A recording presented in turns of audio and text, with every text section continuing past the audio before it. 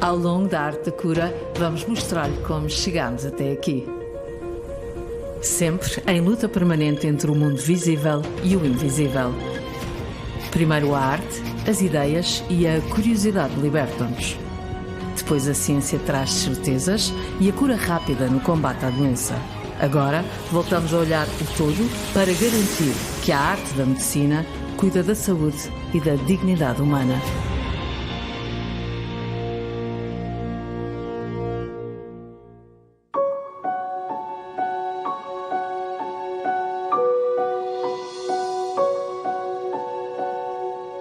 Os nossos níveis de cortisol estão no máximo, pressentimos a luz do dia e acordamos para ver o mundo. Sem luz não há cor. Sem olhos e sem luz não há visão.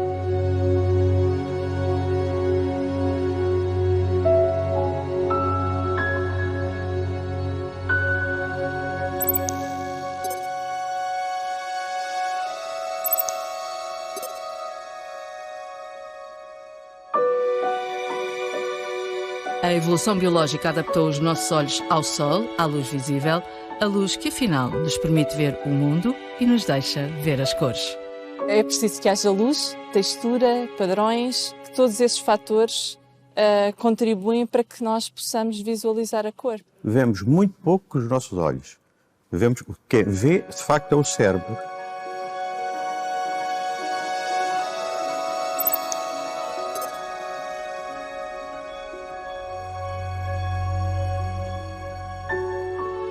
Quando o bebê abre os olhos a primeira vez, entra lá para dentro uma quantidade de informação que é uma revolução enorme.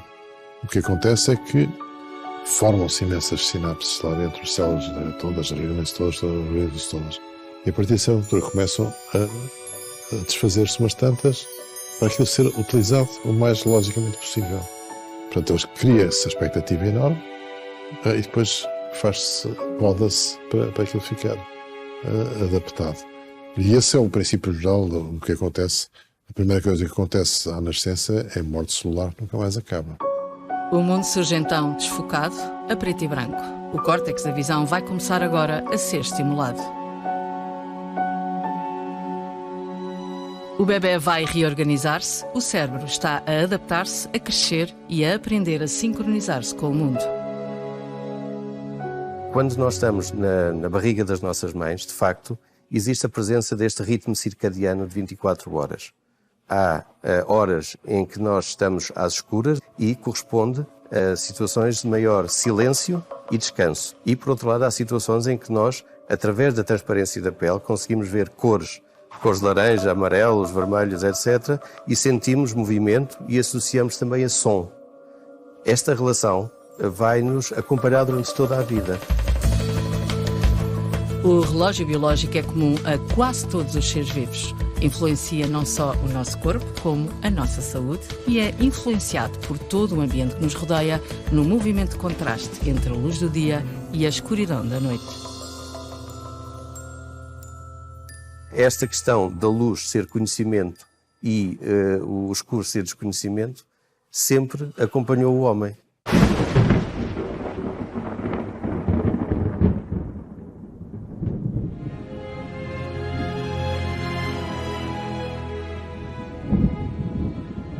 É o despertar da serpente que comanda o dia, mas também a noite. O homem primitivo vê nesta senhora do cosmos um dos animais mágicos capaz de fazer a ligação ao mundo dos espíritos e, assim, mudar a realidade.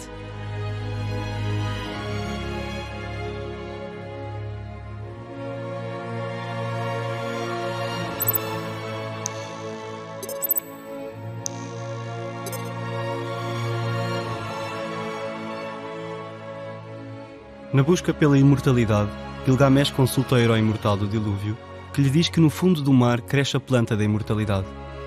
Com grande dificuldade, consegue obter a planta, mas no momento de descuido, a serpente rouba e come a planta. Logo de seguida, muda a sua pele. Numa imagem bem interessante do Serapis, 3 cobras enroladas são a base de um conhecimento. Em que, na realidade, a serpente não é mais do que a transmissora do conhecimento, nosso cérebro reptiliano. onde estão informações de milhares de anos de evolução das espécies. A nossa biblioteca. A nossa biblioteca. Sem conseguir compreender o que está para lá dos sentidos, a natureza tem respostas, mas é no mundo invisível que reside a cura. Havia condições, micro-organismos que, com o aparecimento do homem, com o aparecimento dos seres vivos e com essa interação, vão levar a desequilíbrios que levará exatamente a esse mal-estar que hoje nós chamamos doença. Desde que houve Homo sapiens, ou até talvez antes disso, houve doenças, houve traumatismos, houve tudo e houve, será feiticeiros ou outra coisa qualquer que tentaram tratar e curar as doenças. E desde aí há de não havia propriamente uma inteligibilidade, havia uma fé.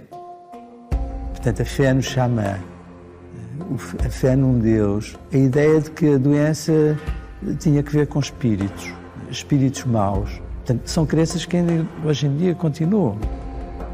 Eu tenho que cortar o braço, a perna, e eles dizem, primeiro eu tenho de falar com o marabu. Marabu é o xamã naquela estela. E o marabu diz que o médico branco tem razão, pode cortar. Então, e o amputão. É o xamã que não tem só a função de tratar, portanto ele é uma pessoa muito especial e com muito poder dentro da tribo. O xamã é o terreno todo-poderoso. Mediador entre os homens e os deuses, traz consigo a manifestação do sagrado, apoiado no mundo de amuletos e de plantas. Ritualiza as palavras e os sons para entrar no corpo e expulsar os demónios invisíveis da doença. Vão convocar os espíritos e vão trazer as soluções que a tribo precisa para sobreviver.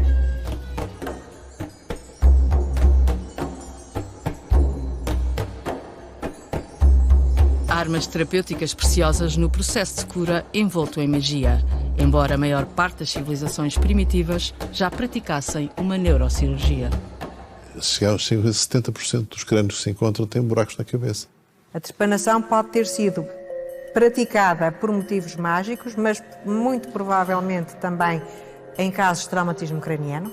Mas a verdade é que se fazia e eles sobreviviam, o que isso é que é espantoso.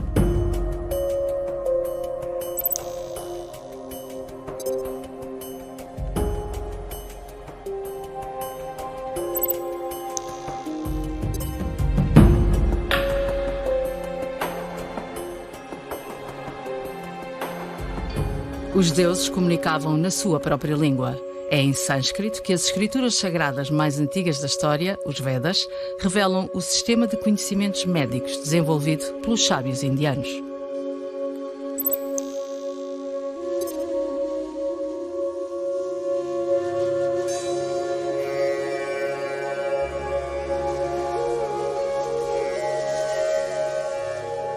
Não é só curar a doença. Da parte da Ayurveda, metade da parte da Ayurveda é para prevenir. Esta filosofia também é ligada com muito natureza. A Ayurveda, a medicina Ayurveda. É mais de 3.000 anos.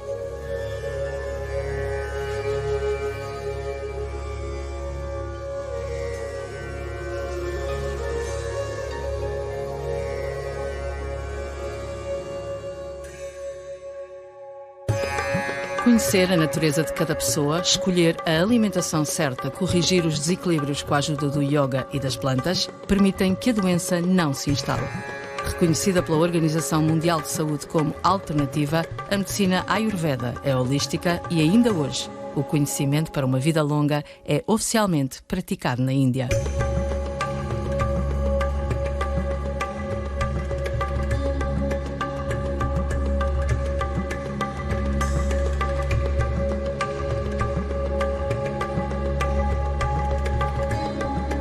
O pai da cirurgia plástica é Sushruta. Quando antigamente tinham guerra, cortou o nariz, ela utilizou o técnico mais para recuperar esse nariz. Mesmo técnico, agora também utiliza isso. A harmonia do corpo e do espírito pode ter chegado 2.000 anos antes do que se pensava. Otzi é a múmia congelada há mais de 5.000 anos que traz consigo as marcas da acupuntura.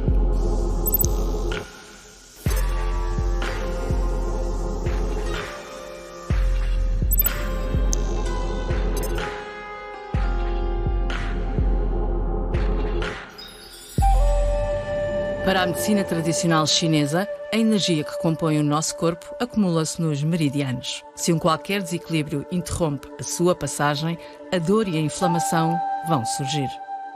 A acupuntura serve para modificar os feixes energéticos de... Fazer uma ponte entre dois sítios em que a energia está estagnada, por isso provoca reação. Se fazemos a ponte, a energia flui.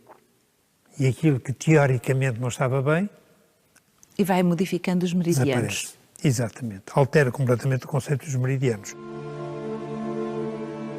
Remetida ao segredo, a arte da cura só era passada a alguns. Mas nas casas da vida, os escribas egípcios vão registar todas as ideias e conhecimentos nos papiros médicos. Papiros muito longos, Edwin Smith, o papiro Evers, e o papiro Ramsel. Há muitos papiros onde estão catalogadas as maleitas, que infelizmente eram muitas, as maleitas do que eles sofriam e, sobretudo, como é que elas se curavam. Mas mesmo estes papiros, chamados papiros médicos, têm uma forte carga de magia. E a magia é indissociável da prática da medicina.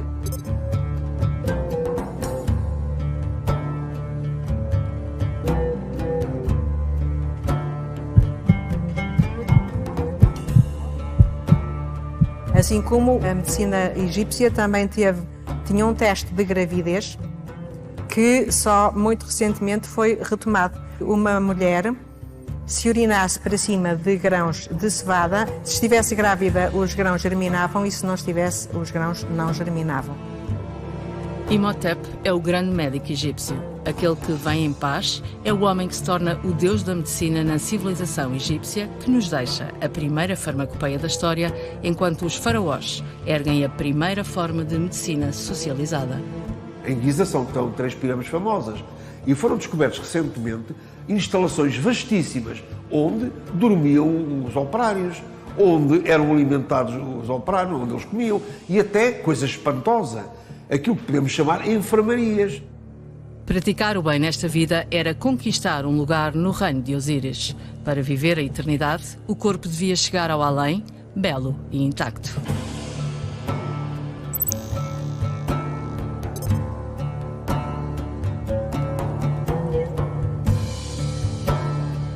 A mumificação é um ritual praticado pelos sacerdotes, permitido por conhecimentos químicos avançados. Os egípcios conhecem a localização dos órgãos do corpo humano, mas o cérebro não chama logo a sua atenção. Era preciso abrir uma incisão no corpo e retirar o fígado, os intestinos, os pulmões e o estômago. O cérebro ia para o lixo. Estes órgãos eram conservados em vasos de vísceras. E o coração? O coração, depois de lavado e impregnado de bálsamos, voltava à caixa torácica. O coração era a sede do pensamento, das emoções, era a sede da vida, era o coração.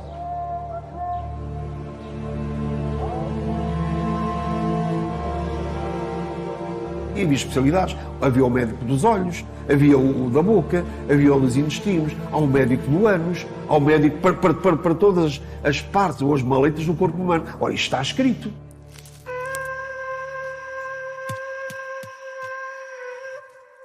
As serpentes continuavam a ser veneradas, mas também temidas. Símbolo de poder nas insígnias reais dos faraós, os egípcios já conheciam o poder do seu veneno.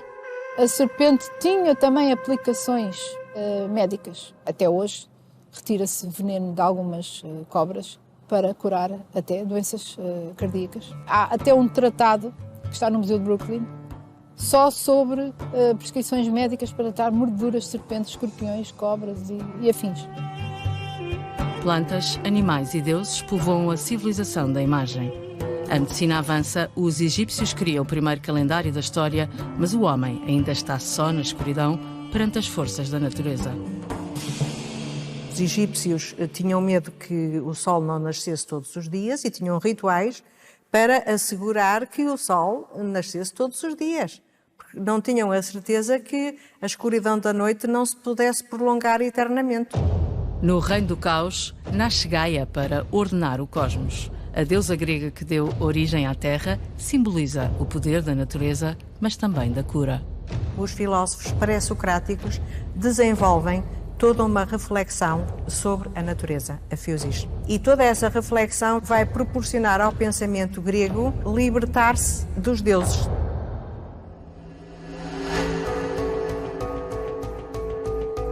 Tales de Mileto, por muito tido como aquele que nos trouxe a ideia de que a explicação das coisas não era sobrenatural, que tinha que haver uma explicação natural para tudo. Para nós, médicos, a grande referência, a primeira grande referência é o Hipócrates.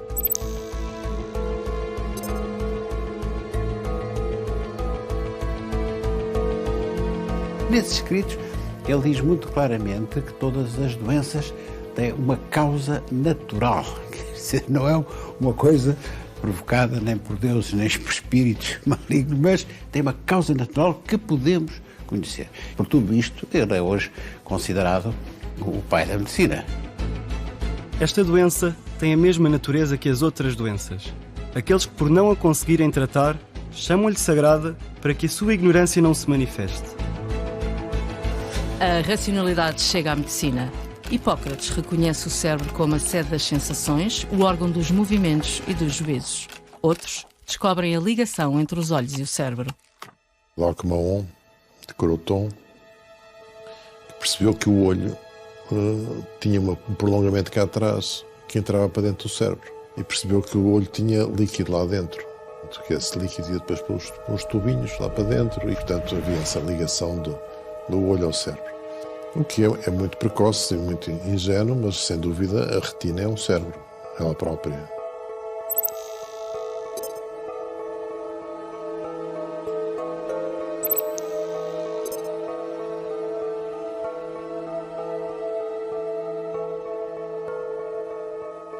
No mundo governado pelo 4, Hipócrates lança a teoria dos 4 humores. A saúde é o nosso estado natural, equilibrado. A doença é a falta ou o excesso, ou seja, o desequilíbrio de um dos 4 humores que compõem o nosso corpo. A beleza é como é que se constrói um conceito desses que se prolonga quase até ao século XIX. E que ainda hoje a medicina que se pratica assenta nessa base, nessa ligação entre o corpo e a alma, ou o espírito, ou aquilo que a gente quiser chamar, aquilo que nós não conseguimos identificar o lugar e que nos distingue uns dos outros. Para cada natureza individual, uma medida de alimentos e uma proporção de exercícios sem excesso. Nem para mais, nem para menos. Teremos um meio exato de manter a saúde. Em prática, uma medicina preventiva e holística funda também a ética médica com o juramento de Hipócrates. Ao doente é pedida colaboração, mas a cura requer saber esperar pelos equilíbrios da natureza. Aquele panóptico destinado a doentes muito graves do ponto de vista psiquiátrico. O Miguel Bombarda mandou construir aquele que é de facto a obra dele, é um símbolo do pensamento dele. Ele é construído com uma grande dignidade e também com uma grande racionalidade. Tudo ali se destina a evitar os acidentes. E por isso o edifício não tem arestas, é boleado. E tem uma coisa extraordinária que é aquele céu. O azul é uma cor muito importante. É a cor do céu, a cor daquilo que não se consegue atingir. Tocar o azul do céu é impossível. E eu pensei que seria interessante fazer qualquer coisa relacionada com aquele céu. E pensei no parapente. No vídeo aquilo que se vê são os vários parapentes a ensaiarem uma dança no espaço. Uma dança de parapentes é uma coisa absolutamente extraordinária. É a capacidade do homem, através do seu pensamento, da inteligência, da racionalidade, da compreensão dos fenómenos naturais, das leis da física e de outras, construir qualquer coisa que ainda não é propriamente uma máquina, que remete para a ideia primitiva, à ideia das Asclépios, como sustentar um corpo num ambiente que não é o seu, que é hostil, interagindo com a natureza.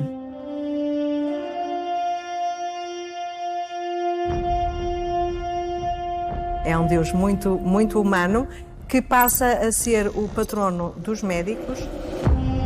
A serpente, que é um vestígio da medicina xamânica anterior, acompanha-o, não é? É o símbolo da medicina. Este deus grego da medicina toma no Império Romano o nome de Esculápio. Os médicos gregos chegam como escravos, mas o seu baixo estatuto social vai beneficiar da lei e da organização política e social do Império Romano.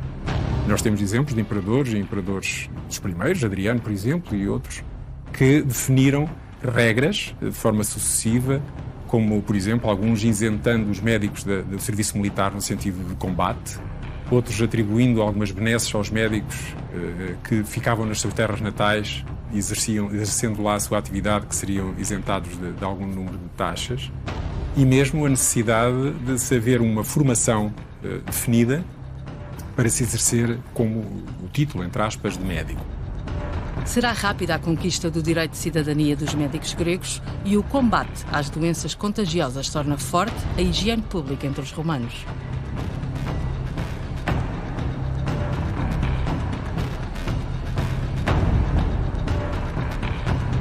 O Império Romano vai ter Galeno como referência médica.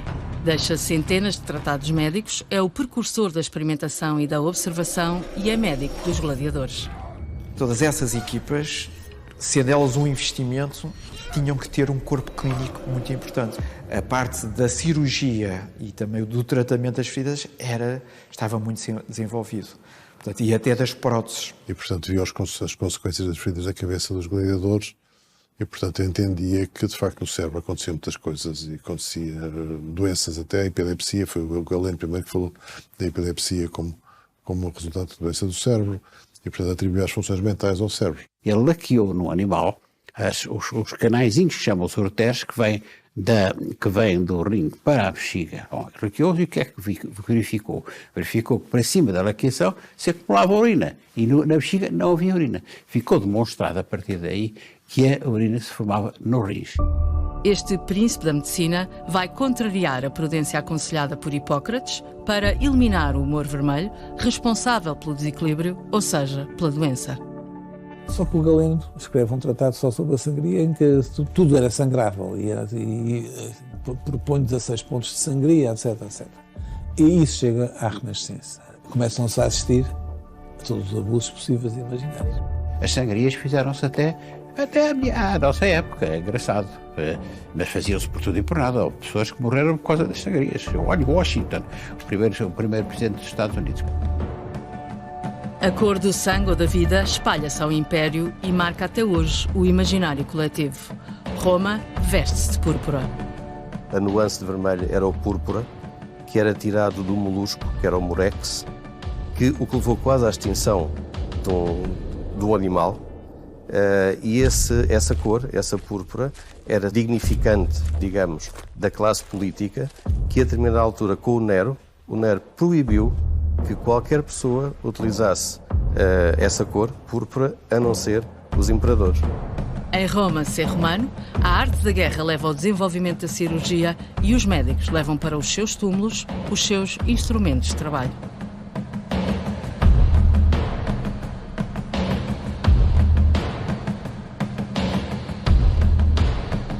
Celso, o historiador romano, descreve pela primeira vez nos seus livros de medicina a cirurgia à catarata. Eu ainda me lembro dos doentes serem operados à catarata quando estavam praticamente cegos. Porquê? Porque se a intervenção corresse mal e o doente ficasse cego, não tinha havido grande prejuízo.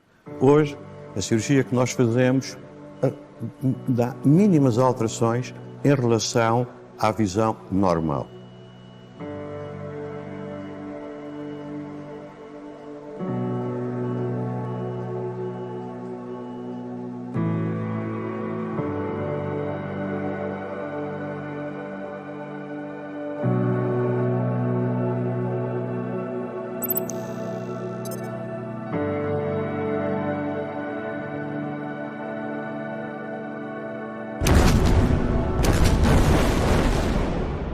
Agora existe cada vez mais o desenvolvimento de armas e formas de atacar que põem alguém cego.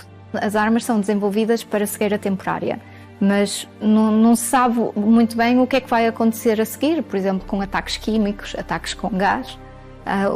O que tende a acontecer é que depois isso prevalece.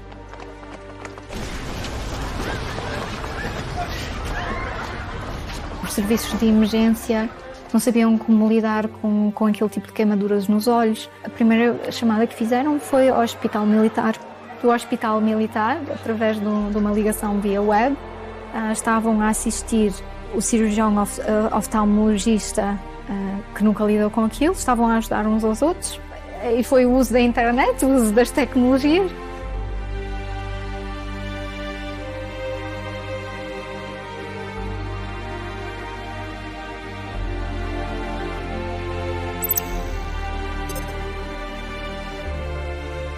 As doenças invisíveis, a maior parte dos nossos cegos, ninguém sabe que eles são cegos, porque eles têm muito orgulho em se reabilitar a si próprios com a nossa ajuda e a ajuda de outros. Não é só reabilitar o corpo fisicamente, mas também a mente. São duas coisas que não podem ser separadas. Por que foi que cegamos? Não sei. Talvez um dia se chegue a conhecer a razão. Queres que te diga o que penso? Diz. Penso que não cegamos. Penso que estamos cegos. Cegos que veem, cegos que vendo não veem. A maior parte das pessoas com que eu trabalho tinham visão anteriormente. Então eles usam muito a imaginação e vão buscar memórias que têm. O cérebro é terrível porque não gosta nada de gastar energia. E portanto, sempre que acontece isso, eu devo fazer isto, então eu vou guardar isso em memória, vou guardar essa informação. E então, a primeira coisa que eu comecei a fazer foi guardar experiências e respostas. E, portanto, e à medida que fui progredindo, fui ampliando esse sistema de memória das informações que entram, a resposta que eu vou dar. A memória é crucial para a nossa sobrevivência.